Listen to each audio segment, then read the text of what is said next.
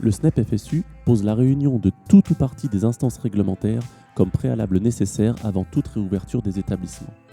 Nous vous présentons ici ces instances et les modalités pour les réunir.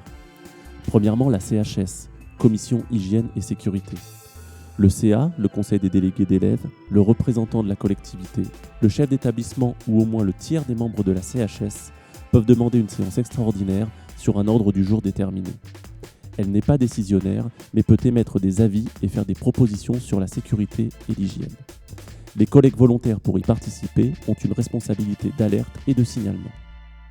Deuxièmement, le CA.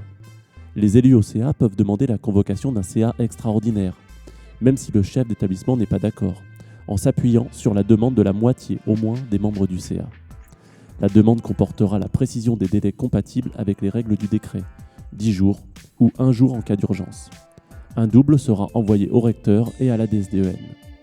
Il faut se servir du CA comme d'un outil de contrôle par les personnels, un outil de rapport de force pour pointer les dangers ou manquements et exiger des moyens. Troisièmement, le conseil pédagogique.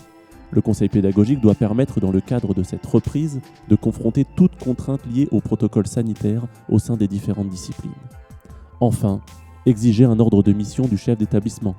Avant la réouverture des établissements scolaires, chaque enseignant devra disposer d'un ordre de mission indiquant pour chaque période concernée les jours et horaires de service dans l'établissement, le service à assurer dans le respect des missions et des ORS définies par le statut de son corps, les classes ou groupes d'élèves avec les listes nominatives établies et validées par le chef d'établissement dont il aura la charge, les lieux où il prendra ses élèves en charge.